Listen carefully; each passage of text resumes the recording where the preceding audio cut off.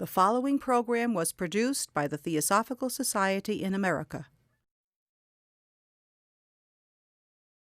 I can remember very vividly my first Earth Day. I was a senior in high school. Now you know how old I am. And we were planting trees. And I was just thinking, I would love to visit those trees in 40 years, what a tree can do. And so I'm glad to be here. I'm also really pleased to be here because I have made the integration of ecology and spirituality a life work. And so for me, this is a wonderful way to share with you my own passion and my enthusiasm. And it's with this slide. At this time in history, we have a deeper understanding that the mystical journey and the scientific journey resonate. And that for the first time in our human experience, since the maybe 16th, 17th century, the two disciplines can once again converge. There's a real healing going on in that great split that happened with the Enlightenment within Western culture. And so here we are tonight with that resonance. I'm also here tonight because I want to celebrate the life and work of Father Thomas Berry. He died this year, and he was very influential in my own spirituality. When I was a novice in my own Wheaton Franciscan community, I had the opportunity to hear him speak. And we were studying the text of the prayer of St. Francis that praises all the creatures. And it was one of those moments where time and space stood still for me, and I could hear the words that I practically knew by heart in a totally fresh way. You may know this experience in your own life, these moments that are highly charged and numinous, and there's a breakthrough moment, and it literally changed the course of my studies, and it changed the course of how I understand being a Franciscan in the world, how I understand being a follower of Francis. So a tribute to Father Thomas Berry, and a lot of the quotes tonight will be his words and my response to them. So see how they fit with you. And as you listen, I'm going to encourage you, if something has particular emotional energy for you, to note it. If there's a resonance for you, to note that. And if there is a dissonance, to note that. As a Jungian trained psychologist, I'm very interested to what we're attracted to and what we're repulsed by, because that's where the good stuff is, in the attraction and in the repulsion. So in those places is the growth and the new edges. So it's the great work we are about tonight. Thomas Berry would say, there is no work but the great work. And that is the work that helps us humans have a more appropriate relationship with creation. If you look around, there's a kind of dis-ease that sometimes arises in me. My mother lives in Florida, where they've drained the Everglades. And I will say to you, as I walk along the sidewalks and I see the remnant of what once was this gorgeous natural preserve, this incredible ecosystem, it feels odd to see it all drained. There's a kind of reverberation in the air. And so how to have a relationship with that reality, this is the great work. So I offer you this slide, this picture. Anything wrong with this picture? I knew you'd say it. There is absolutely nothing wrong with this picture. Most people will say it's upside down. We are accustomed to seeing South America on the bottom and the North American continent on top, of course. But there is absolutely nothing wrong. Any angle at which we would see this is absolutely right. It's as it was, and as it is, and as it expresses itself. And we are really the first generation of humans to see this image and know this image. Now I want to say this. Thomas Berry was acutely aware of this reality. To know and see this image and to have it impact us in how we know it is the same shift that happened when people realized that the world was round. Right? See, it's the same shift. Now we know, of course, we had empirical evidence that the world is round in a really fresh way, but we also know how fragile it is and how small it is and what a huge context it is in. So this is my guiding metaphor this night. This is my religious symbol I offer to you. This is my deep archetype that underlies what I'm about to say. So there it is. Isn't she gorgeous? All right, so now a few quotes to set more context. To see a world in a grain of sand and heaven in a wildflower. To hold infinity in the palm of your hand and eternity in an hour. Lovely, huh? You get that deep poetic sense of William Blake as he understood everything is connected. Everything. And then William Wordsworth. Come forth into the light of things, let nature be your teacher. Wouldn't it be amazing if we built a curriculum where nature set the parameters for the curriculum, and math and science and the more technical aspects of the curriculum were really taught by nature first, not as an afterthought? It'd be world-changing. And then, of course, Rachel Carson, for whom the first Earth Day was dedicated. Drink in the beauty and wonder at the meaning of what you see. So the religious spiritual quest to make meaning of what we see in nature, not simply to use it, but to make meaning. That is the spiritual understanding, making meaning of what we see. And then Emerson, of course, our life is an apprenticeship to the truth that around every circle another can be drawn, that there is no end in nature, but every end a beginning. And in the Franciscan world, we say there is no death, there's only transitus, there's only transformation, there's only birth into new birth, life into new life, that there is always another dawn, risen on the mid-noon, and under every deep, a lower deep opens. To move beyond the superficial of what we see. Imagine, particularly now in this season, as you see the beautiful flowering trees, not just to see the flower, but to see the whole arc of the tree. That's the task of it, huh? These blossoms last only a few days, and they're gone. And then what is the meaning of that for the life cycle of the tree, huh? And then what metaphor might that offer us in the living of our life? So, now, here it is. This is why I stand before you today. If everyone in the world were afforded the same lifestyle I live, we would need 4 planets to accommodate that. It's huge reality. For everyone to have the same opportunities I do, you do, it would require 3 more planets, 4 Earths to do that. It's a profound, profound responsibility. It's a really profound stewardship question. And I want to say, it is for me the primary religious, spiritual question. How can this be? How can this be? And that, for me, that's code. Whenever I run into something in my life and I say, how can this be? Right there is the opening for spirit. It's in our Judeo-Christian text when the angel says to Mary that there'll be more life, and she says, how can this be? Do you see? Hear it? So shorthand, when you say, how can this be, think angels are hovering. There's about to be an annunciation. So here's my annunciation for you, and the reason that I, day after day, take up this work.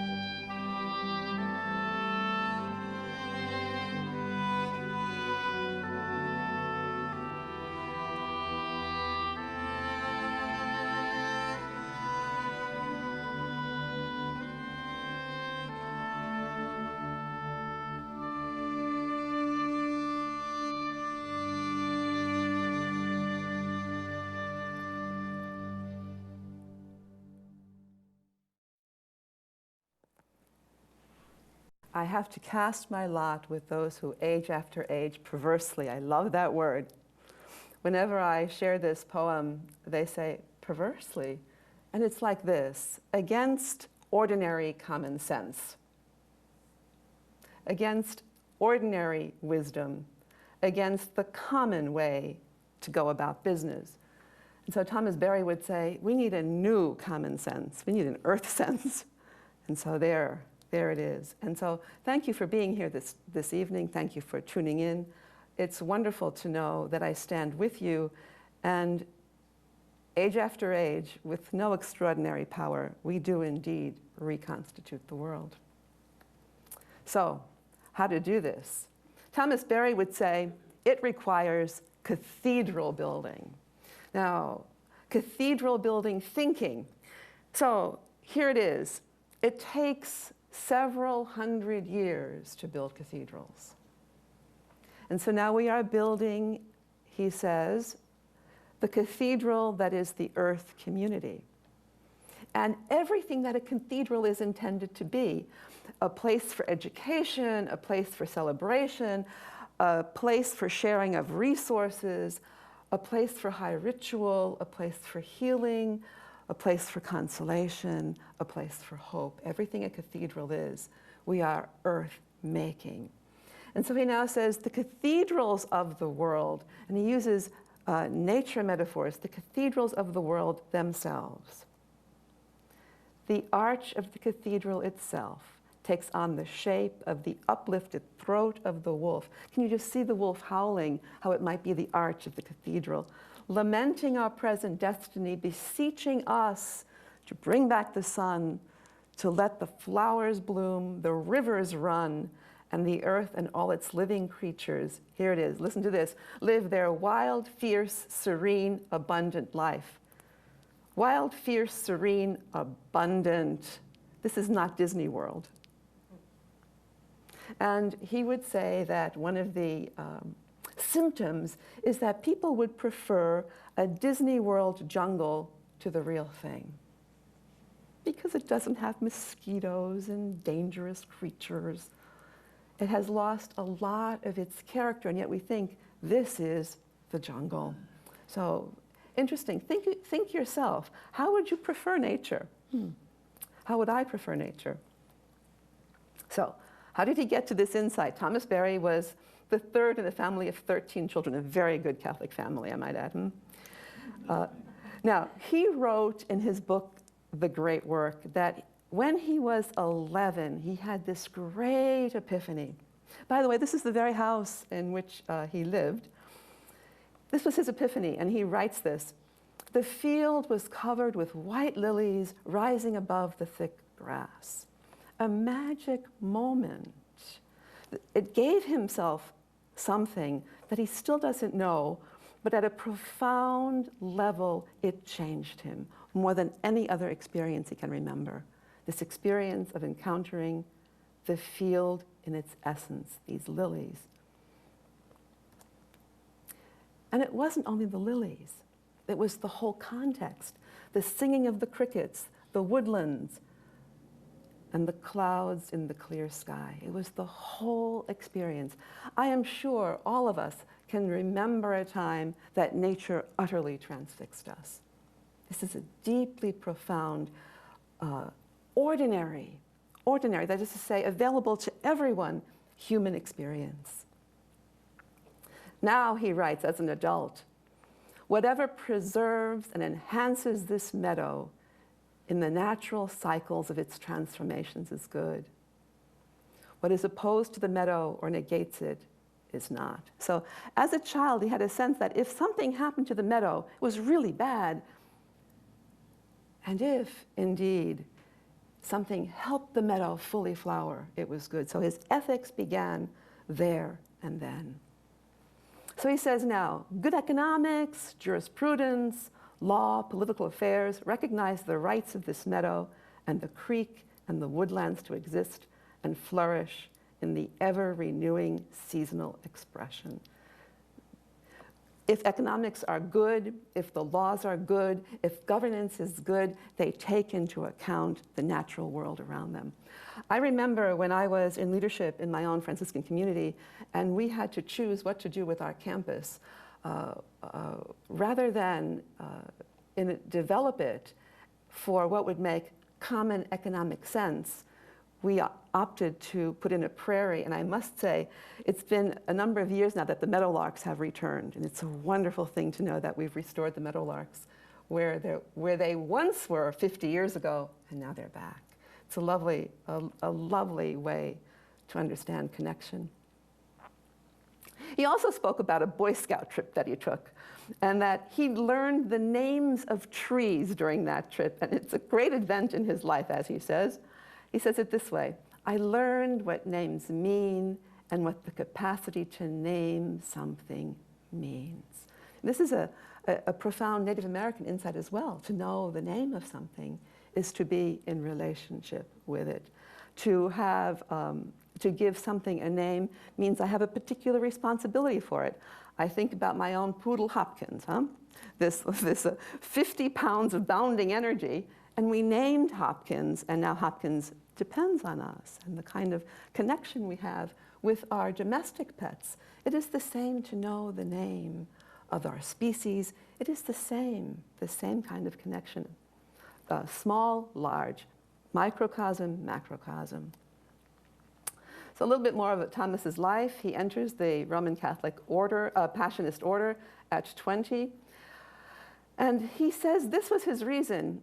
I recognized I couldn't survive in the world the way it was becoming. I joined the monastery to escape from a world that was becoming crassly commercial so that I could find meaning. Hark back to Rachel Carson, to find meaning. And so he did what was a natural inclination: to find meaning, to enter a contemplative community, to find meaning, to develop a prayer life, recognizing that there was a commercial, superficial aspect to life, entering a religious understanding. Now here's where it gets interesting. He was ordained in 42, and he learned Sanskrit and Chinese so that he could study the religions. Now his first movement was not to ecology, but to another culture. And he said, if I want to know that culture, I must know how that culture speaks. I must know how it thinks to understand it. And then he was an army chaplain during the war, and then he returned to America, and he taught world religions at St. John's University, where I first heard about him. And he was renowned as a teacher. People would flock to his seminars because he would always have this very unusual twist to how he thought. And it was a fresh, exciting way to understand life. And of course, most famously was his Riverdale Center with this incredible 400-year oak that he spent hours every day sitting under and relating to. Sounds like the Buddha, doesn't it? To be taught by this amazing tree. The center and the tree are now gone, much to all of our dismay. Progress, you know? By the late 80s, Thomas Berry had shifted his interest into ecology, inspired by that incredible oak. And he began to call himself a geologian. Now, this is a new species of theology, way ahead before there was any kind of ecofeminist thought. He called himself a geologian or a scholar of the earth, and published privately the Riverdale Papers, which are now gems of the early Berry thinking. They have not yet been published fully, and so we await that posthumous publication. They are very, very challenging, if you catch my drift, and had he published them during his lifetime, who knows if he would have been able to continue writing. So grateful that we have the papers. So if you're interested in his books, these are the books that are published, and I recommend them to you. In particular, I recommend Evening Thoughts, The Earth as a Sacred Community, and also The Christian Future and the Fate of the Earth. Those two, The Sacred Universe and The Christian Future and the Fate of the Earth, newly published. And if you like the interface of science and theology, I recommend the universe story that he writes with the physicist Brian Swim. So these are the texts that might be of interest to you. So now, what is in these texts? Here it is, in a nutshell. Thomas Berry would say, I can summarize my work in one sentence, and it has 7 parts. So he would go on to say it's this. The historical mission of our time is to reinvent the human. Right? We understand that. How? At the species level. No, this isn't at the gender level. This isn't at the racial level. This is even more basic. At the species level, as to say, who are we as a species among species? And he says, of course I understand. We're still figuring out how to be male and female together. But he said, what's really required is to take it even deeper at the species level with critical reflection, that is to say, not by just emotion or by feeling, but really critically bringing the mind and the heart and the soul together in this reflection. Now, in what context? Not just in a cathedral context, not just in an economic context, not just in a context that has to do with the evening news, but in a context that is the community of life systems. I mean, you can't get much bigger than that. And then he says, in a time developmental context. Now, what does he mean by that? He means that we have to understand that this moment is never to be repeated. So we have this sense about the earth. It's always renewing. Every spring, there are new flowers. Every spring, the earth reveals itself again fresh. No, no, no. This moment never will happen again.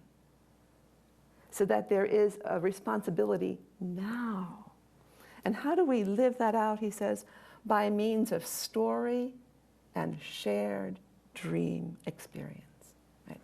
So share your dreams. The deepest, most unconscious part of ourselves is that part that still has access to earth wisdom. The story and the shared dream experience. What's possible once we know the story? Of course, then, what story? What story? Thomas would say, the great story. Now, the great story is the story that every culture now has access to. This is the first time in the human species that we have a creation story, empirically based, with incredible imagery that can inspire the understanding of how the earth came to be across every tradition and across every language. So, Thomas tells this story. He says, I was standing there preparing to speak to a group in California. And Thomas asked the moon, what should I say? And in his gravelly voice, Thomas answered, tell them my story. He asked the wind, what should I say? And the wind answered, tell them my story. He posed the question to the red oak, what should I say? And the answer was the same, tell them my story. The mountain story, the human story, the river story, the sacred story, it's all one story. Tell them the great story. All right, so fasten your seatbelts. Here's a 5-minute version of the great story. 13.7 billion years ago, the universe blooms into existence. Don't think of a bang, think of a bloom. Settling on fundamental laws, stabilizing its life as these baryons and simple nuclei, all these little individual bits flaring forth, blooming forth. Now, conditions just so. Conditions were just so that protons and electrons came into relationships that were impossible in the first blooming forth. But as things slow down, relationships became possible. Think about your life. Things slow down, relationships are possible. Now, for several 100,000 years, the universe expands and cools, and it, at the very most critical moment, becomes hydrogen and helium. Now, I want to say, had this happened a little bit faster, things would have congealed and then burst apart. Nothing would happen. Had it been a little slower, they would have just kept going and going and going. But it was just so, not too fast, not too slow, My, Goldilocks, huh? Not too fast, not too slow. Hydrogen and helium. Now, the creation of hydrogen and helium, these elements, is as stunning as the universe. Nothing could have predicted it. Nothing could have predicted that out of these single electrons and protons, something new could come to be. This is a great mystery, and science itself can't understand this. It is, in a way, as I look at this picture, for me, in terms of my own life, from one to several to many, this to me is a model for community. Huh? So I think, wow, metaphors from the very beginning. Relational from the beginning. The creation of atoms is an event initiated by the universe and completed by the emergent being we call hydrogen. This is a being that suddenly transforms itself into a whole new way of being. And look at the parallel between the inner world and the outer world. This is the solar system. This is the interior of the atoms of which we are composed. See the resonance? Most amazing. New entities quickly follow, and from these molecules and macromolecules, stunning beauty and complexity is lured forth. So in my Franciscan translation, it goes like this: there's always more, and it only gets better. So here we are. Now, just 12 billion years ago, the galaxies and the stars form. 10 billion years ago, our Milky Way spirals into space. This is home. This is home for us. We're somewhere in here, our solar system, somewhere right there. This is our sun, 5 billion years old. Amazing, amazing. And this is literally the energy source for all life that happens on this planet. No sun, no calories. Here we are, this is our neighborhood. Beautiful, amazing, gorgeous. And then, of course, the moon emerges, changes how the water and how the planets, how the land masses move on this. And then in the conditions, now here's the most amazing, conditions just so. There are little cells smart enough to harness the energy of the sun, carbon dioxide to oxygen, and at a critical point, 2 billion years ago, when the level of oxygen gets to a point beyond which it would be dangerous, so if you have a particular level of oxygen in the atmosphere, if you have more, then it becomes dangerous. Think of going into a hospital room where oxygen is in use, and it's very dangerous. A little static energy could create a flame. Just at the right time, they stop producing. They move to the depths of the seas and into caves, and these purple bacteria emerge that can use the oxygen. Most amazing. Conditions just so. So here, very quickly then, notice how the electrons and protons aggregated, so the cells aggregated. Same movement. And then, of course, the most amazing thing, that there are all manner of extinctions that happen on the process. And so 570 million years ago, 80 to 90% of all species were eliminated. Remarkable. The 10% that are left, lo and behold, keep diversifying so that 510 million years ago, the first fishes emerge. And I'm doing this very fast, lots of stages in between, but to get the feeling for this.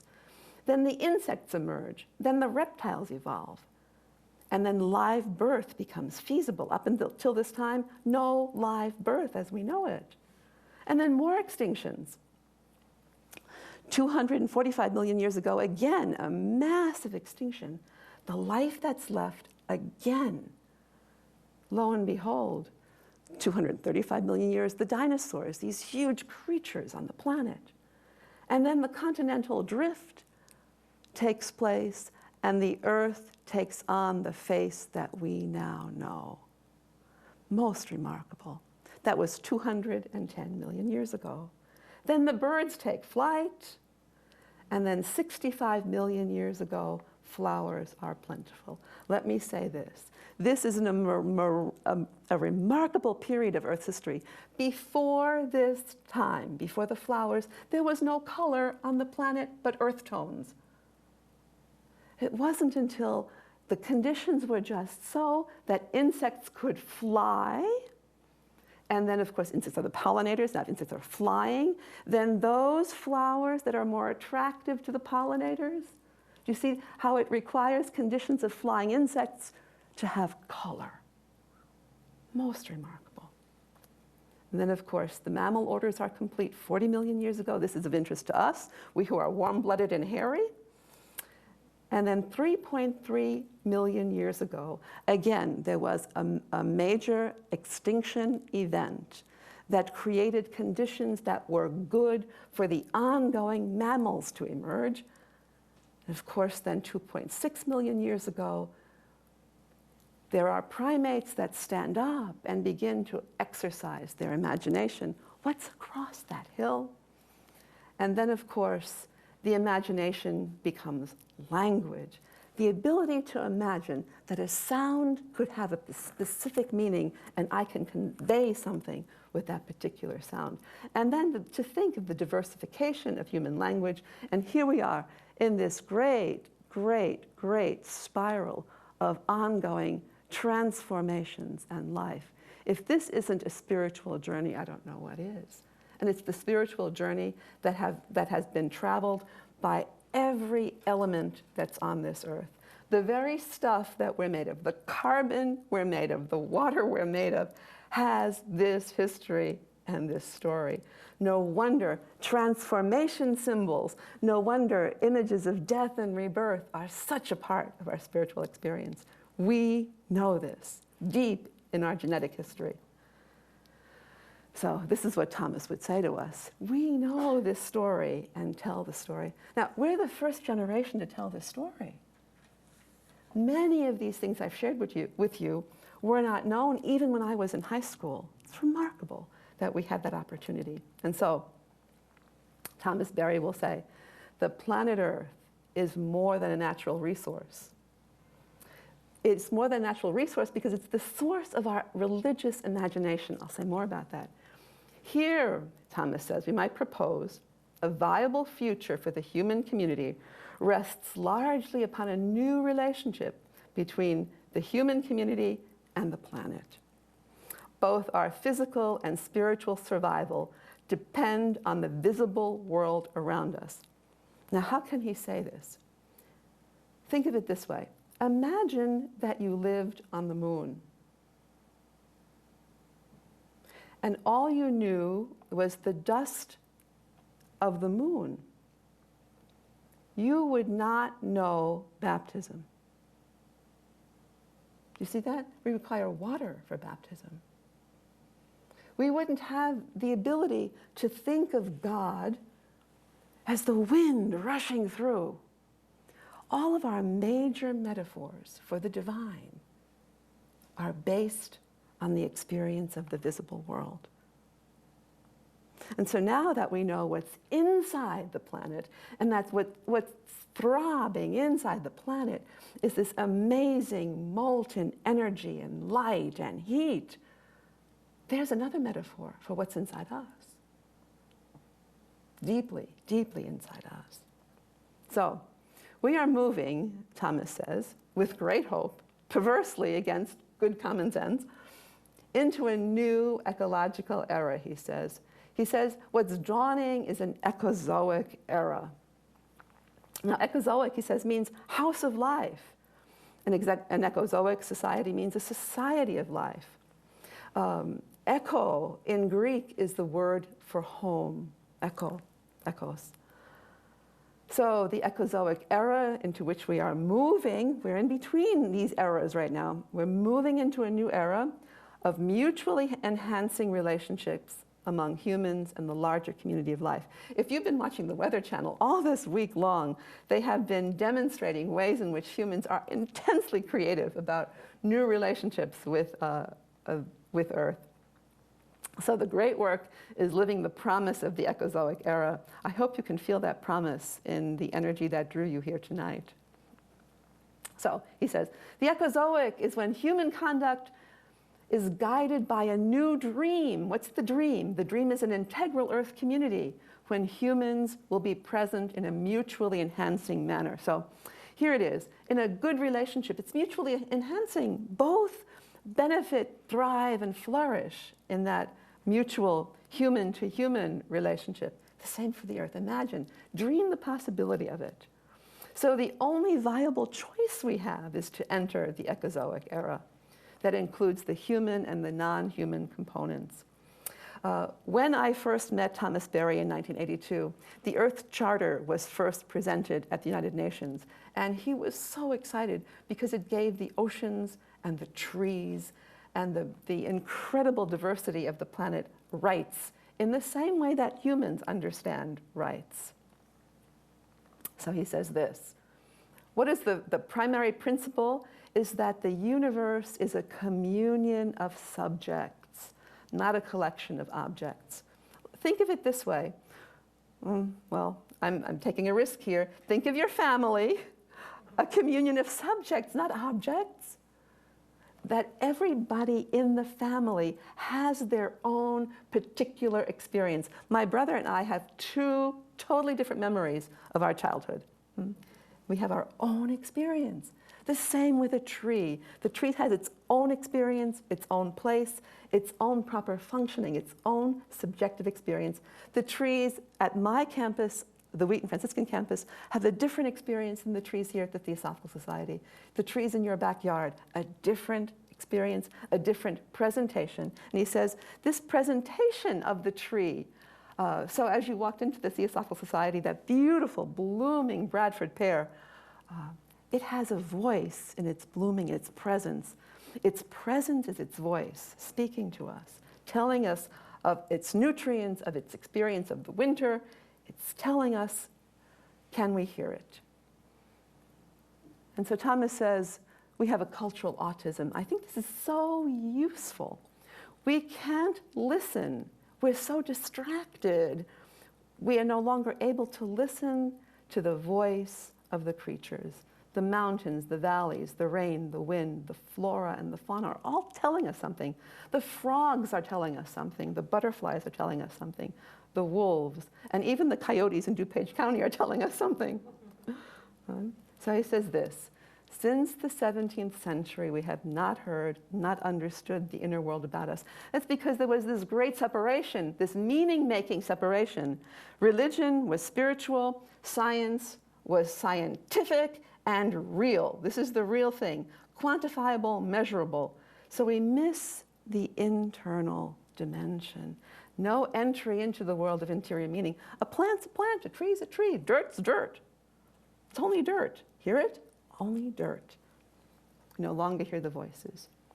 So he says this, new spiritual sensitivities, and here's where I listen up real sharp as a theologian. From the beginning, the universe had a psychic, spiritual, as well as a physical, material dimension.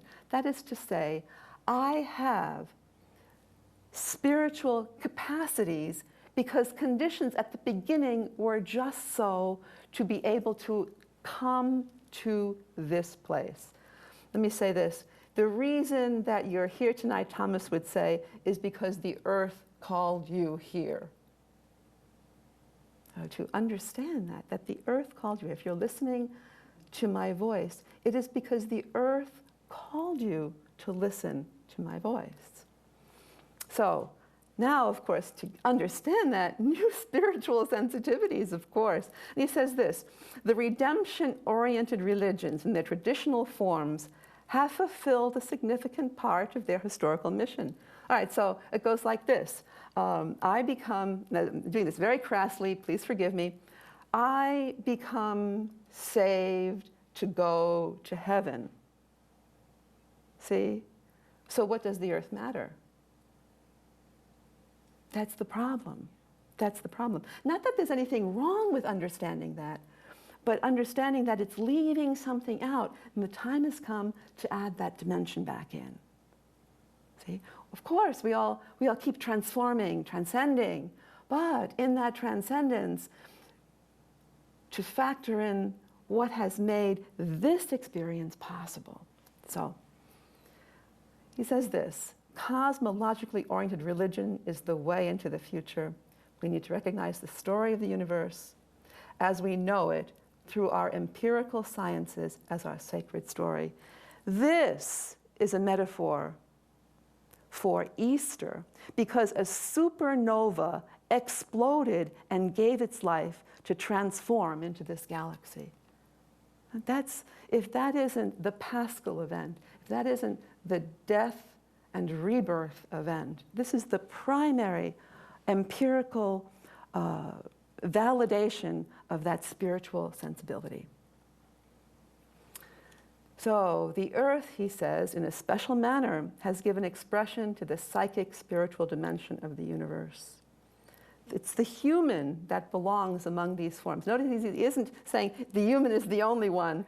I remember very clearly the first time that our Hopkins saw a dead carcass of a cat. The cat had been half consumed by a hawk, and just half the carcass was there. And to my great surprise, he went to the carcass of the cat, and he sat down, and he just stared. He just sat and stared. Now, I might say, in my way of anthropomorphizing, that is a spiritual sensibility. We know about the elephants, too, who have a particular rite of mourning when one of their species dies. So the human belongs among these forms that have this spiritual sensibility, this psychic spiritual dimension. And there is no effective spiritual or religious mode of being for the human in isolation from this community. So how to understand really that if we even attempt to leave our home Earth, we have to take Earth with us. We cannot exist apart from all that Earth has evolved. The astronauts returning from the space station literally had to take Earth conditions with them. This is in this form, our home. The visible world about us is our primary scripture, the primary manifestation of the divine. And this is also true for human communities throughout the entire planet. I just want to say, already in the 13th century, St. Bonaventure said that the first book of scripture that God wrote to reveal God's self was creation. The first book. And then, of course, the second scripture was because we couldn't remember how to read the first book. But to understand that for every major tradition, the primary manifestation is the primary scripture. And so every culture understands this, that moving into nature, sitting in nature, being with nature, provides opportunity for revelation and transformation. Okay. The second principle is an ethical principle, that in addition to suicide, homicide, genocide, there are even more violent crimes, biocide and geocide. That is to say, the wanton killing of the life systems, and then, of course, geocide, the killing of the planet itself in its major forms of expression.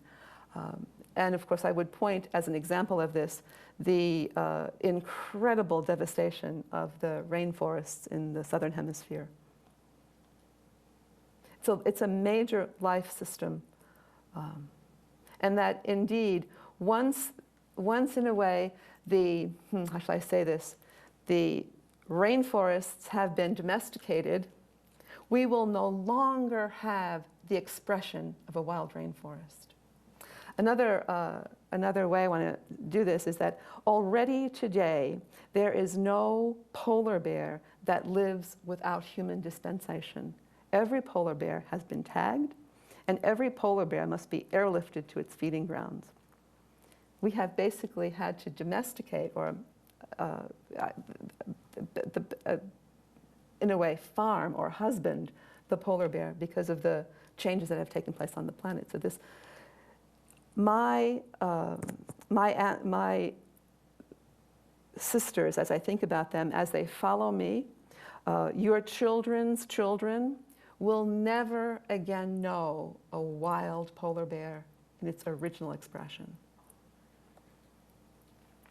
Now, truly, because we've known from extinctions, humans can't extinguish life on the planet. What we can do is severely damage the planet beyond recovery. That we can do. And that we can damage it in such a way that in our living, in our geological time, because as you know, our species will continue to evolve over several million years. There will be new creatures that have the kind of comprehension we have and more. And of course, they'll think about, oh, those poor people back at the Theosophical Society. And Gabe, who thought she knew what she was saying. So, but in our species' historical time, it's very likely that we can damage the planet beyond recovery.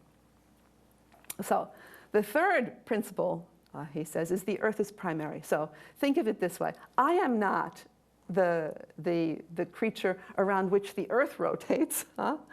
Literally, I am part of the Earth, and I am derivative from Earth. I'm an Earthling. I can't escape that reality.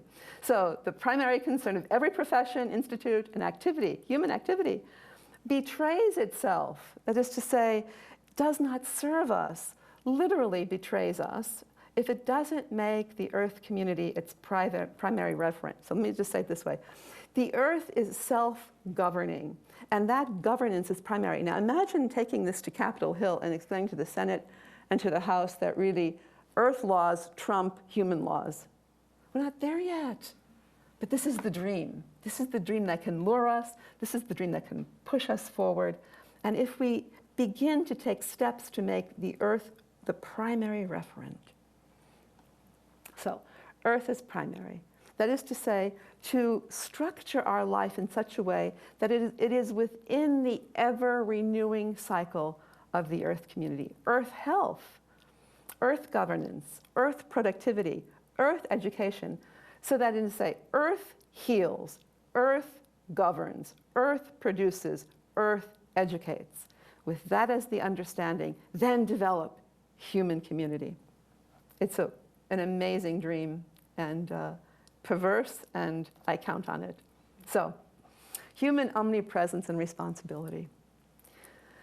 So, in the geological period, just that was now ending, with all the extinctions, that period is ending. Through the Cenozoic, the Earth really evolved independent of the human. In this emerging Ecozoic period, nothing will happen that is not in some way human determined. Okay, so he says this, there is liable not to be a blade of grass if it is not accepted, protected, and fostered by the human. Think about that. If there is to be a rainforest, we allow it. If there is to be a polar bear, we allow it. If there are to be species of frogs, we allow them, support them, foster them. So now, progress, this famous American word, progress. Any valid progress must be the progress of the entire life community, not the progress of the human at the expense of the non-human members of the community. Think about this. So that is to say, if the Wheaton Franciscans flourish, then they flourish at in collaboration with the 60 acres that are ours to steward. We flourish in communion with those creatures, that land. And of course, think about progress and think how we think about progress.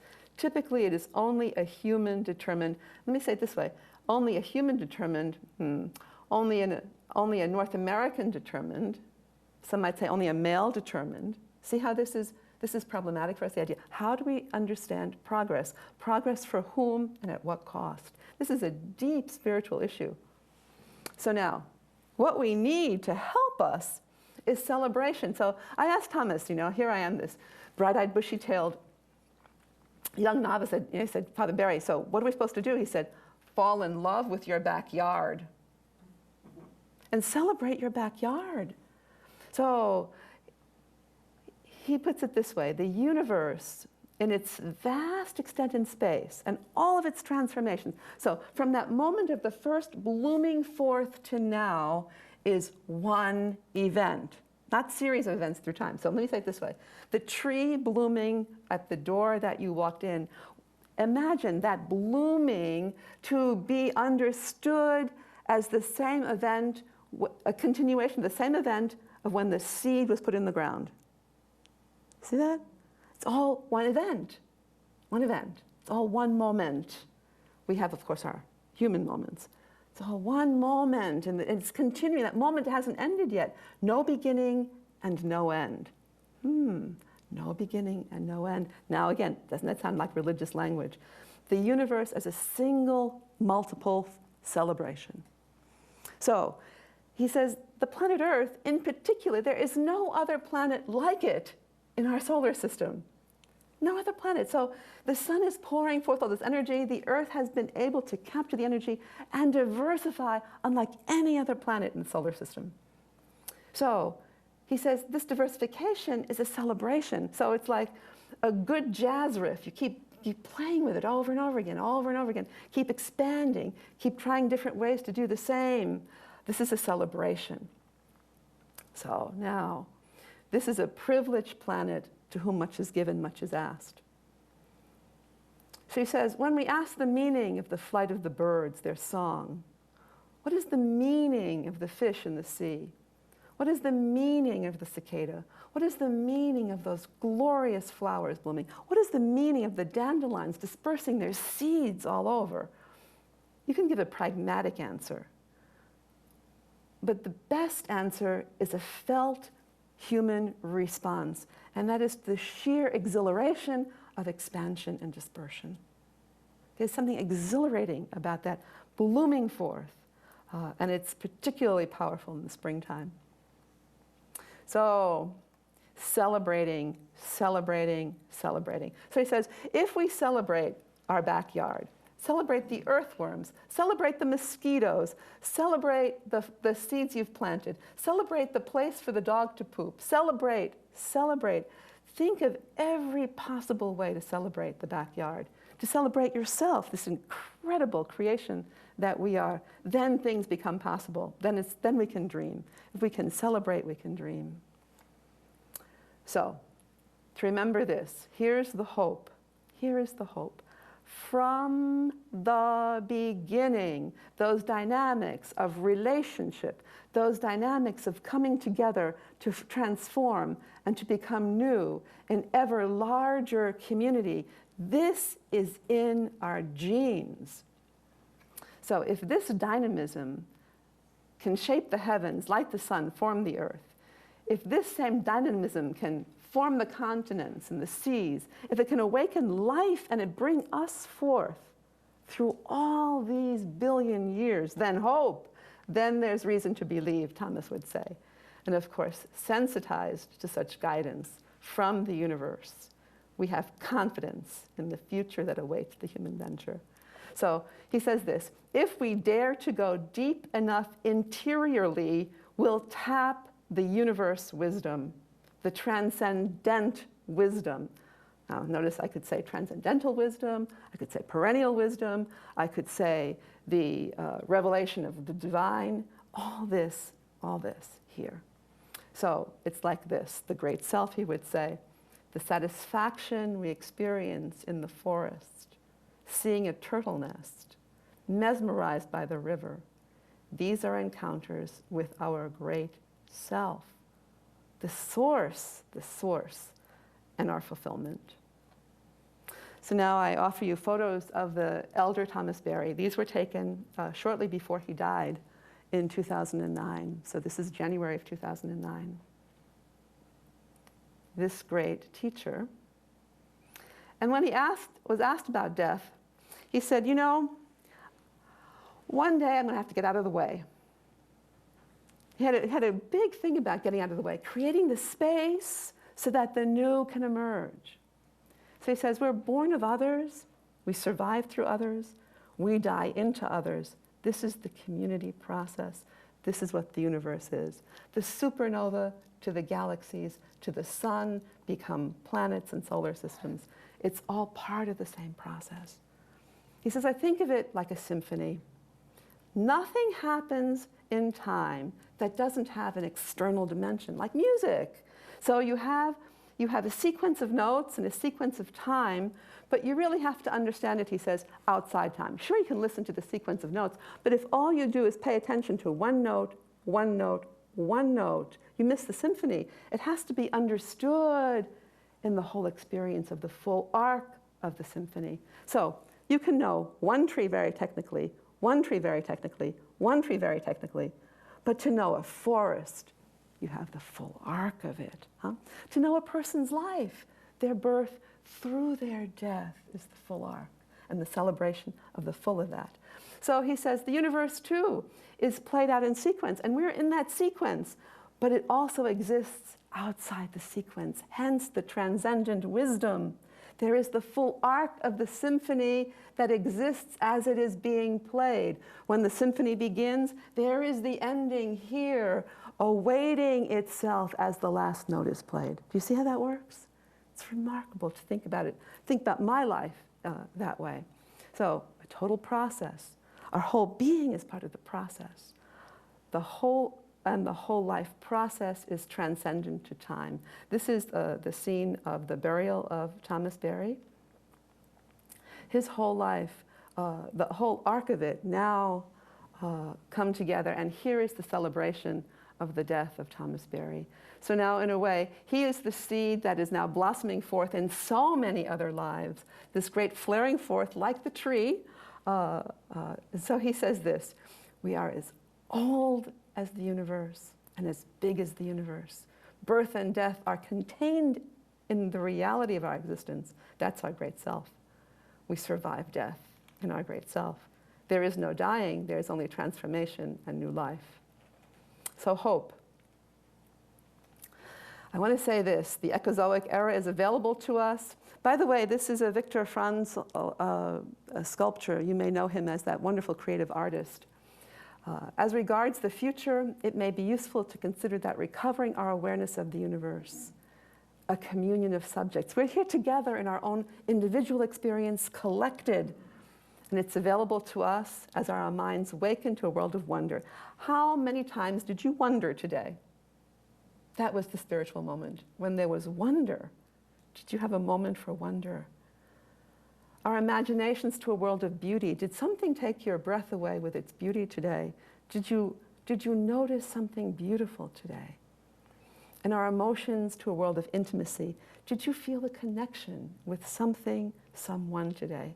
This is our way into the future. Very simple spiritual practice, huh? We can find rules for these in every great major spiritual tradition. We call it meditation and contemplation. So he ends his dream of the earth with this poem. And so I want to end my presentation to you with this poem.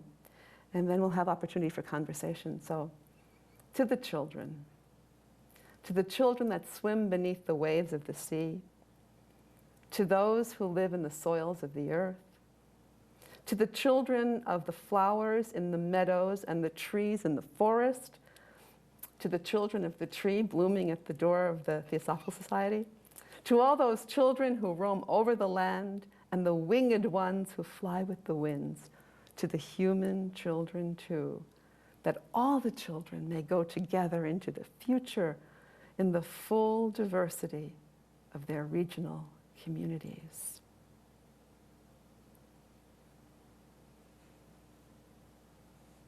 Amen.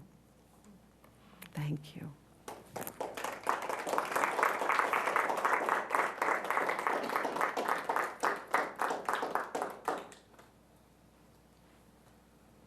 And so if we could have the lights, perhaps we could see the community gathered here.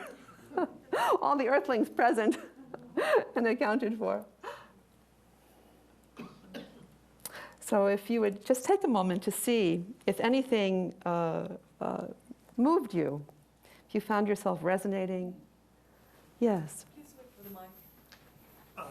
That one slide that you had where you mentioned that you would need 4 times the amount of earth. What were you getting at? The fact that if we all brought earth into our consciousness, that No, no, we no. would need. Yeah, yeah. Let me explain. So, for example, if I would wish that the woman who I saw online in Afghanistan would have the opportunities that I have, it would take 4 Earths to accomplish that. So, in other words, we need that many resources for everybody to have as much as I do. So you're saying that we here in the United States, relative to the rest of the world, are 4 times as lucky or fortunate as those people? Actually, it's more than 4 times. We practically use 80% of the Earth's resources. Here in the United States? Yes. 80% of the world's resources is to the North American continent. And so the whole rest of the world has the 20% that's left. So it's really compelling to understand that. And of course, we wish everyone well. You know, I pray these blessings of good intention and to understand that I really am very privileged in my being. And this indeed is the place in which I've been planted, and these opportunities are afforded me. So now I think, what is my response? And really, for the first time, I can say that I will have the opportunity this fall to move into a home that I can feel ethically at peace with. Right now, I live in a mansion that's over 100 years old, and it has 6 furnaces. I mean, it's just a reality. So, you know, as I was working with this ecological material, I always have this niggling, you know, conscience saying to me, what are you doing with this?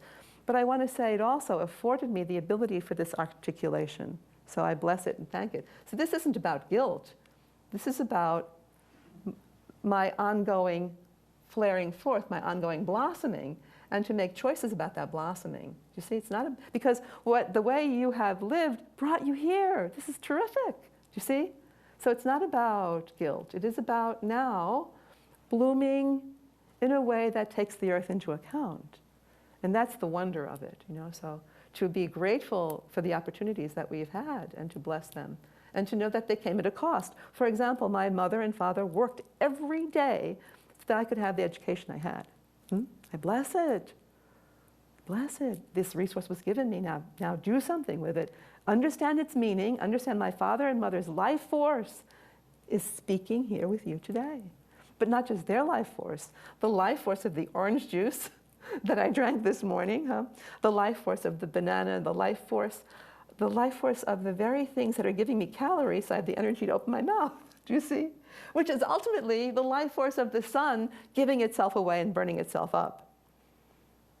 So, you know, every second, 500 million tons of the sun are being transformed into energy. And the sun is literally burning itself up, giving forth energy that we've been astute enough to capture on this planet. Thank you, the first prokaryotes. They figured it out. Photosynthesis, so it's like that. Thank you for asking the question. What you said was very beautiful, and it reminded me, David and I just went to the Parliament of World Religions this past December, and they had Aboriginal people there. And there was a saying of the Aboriginals that I just think is so beautiful, and it relates to this. And when someone visits them as their way of showing hospitality, they take a leaf or branch of the gum tree and they say, I give you this as a symbol that you are very welcome here. And as long as you're here, you're welcome to, from everything from the tips of the leaves to the roots of the trees.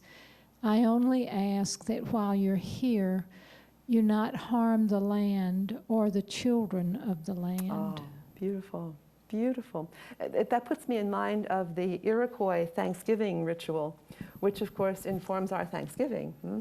And the Iroquois ritual goes like this. At the beginning of every longhouse meeting, someone will stand up, usually one of the grandmothers, and begin to name all the different things that made the meeting possible. So she'll name the timbers that are holding up the longhouse. She'll name the deer for which again, she has clothing. I mean, everything from the very minerals in the food to the wind and the waters. And then they say this: may I arrange my life in such a way that I am worthy of this giveaway. May I arrange my life in such a way I'm worthy of this giveaway. It's a way of gratitude and thanksgiving.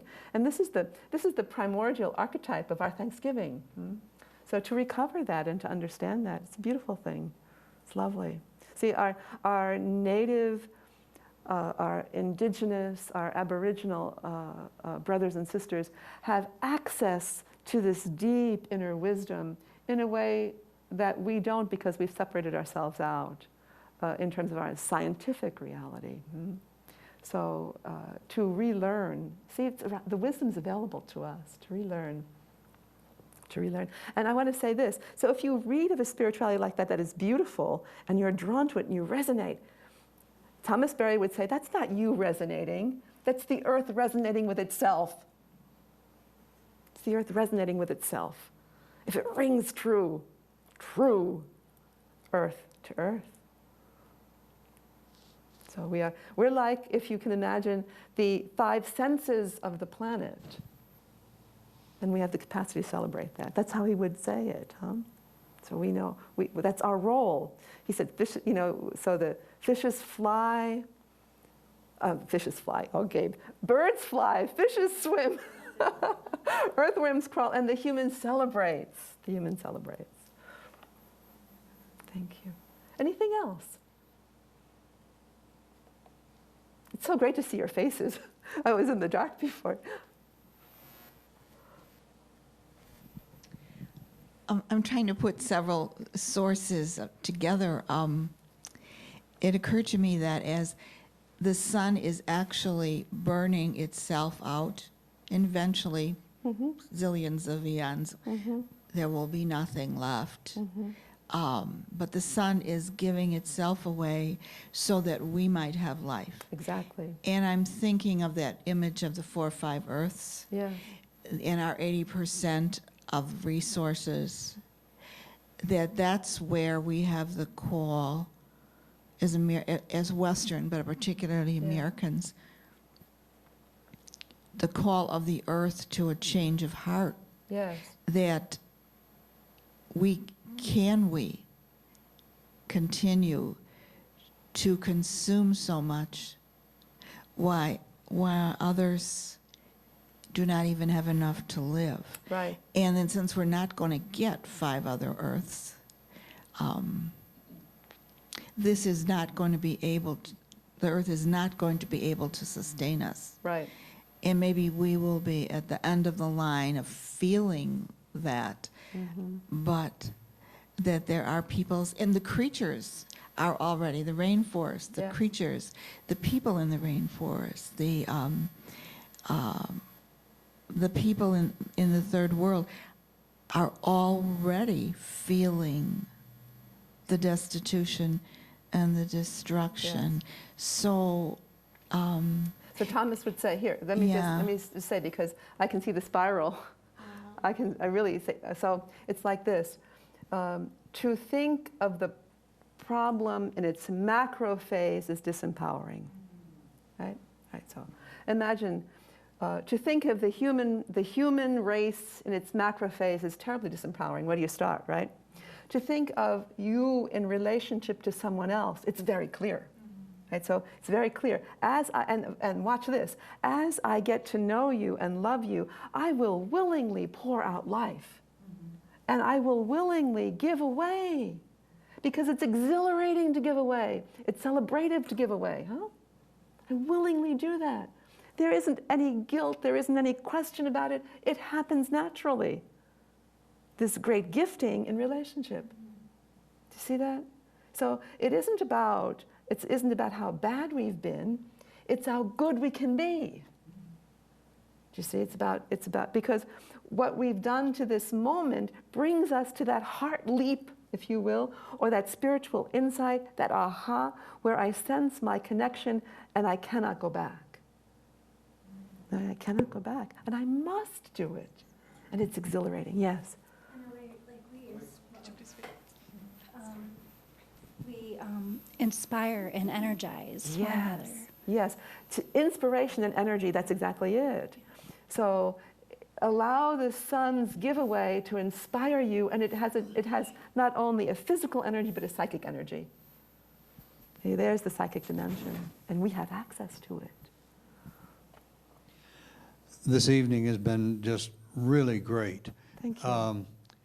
And one of the things that I would hope that we could take away is something you just started to get at.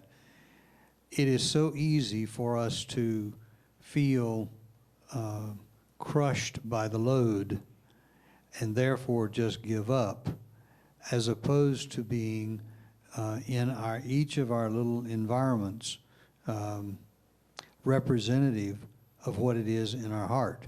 Mm-hmm. And I think that that's one of the tragedies within institutional religion now, because institutional religion is so into itself in terms of making sure it has enough money and saving people from what they don't need to be saved from, that we forget that we've got a much deeper responsibility to this earth. Yeah.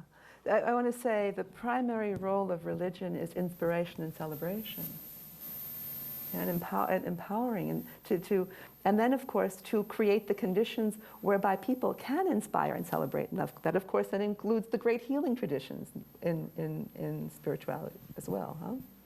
So to be healed, so I can inspire and celebrate. I want to say every major spiritual tradition at its root has these primary understandings that can be recovered. Because I'm thinking now in my own Christian tradition, I'm thinking in the Buddhist tradition, there are experiences of our major figures in nature that show us the possibility of nature. So it's there, it's there.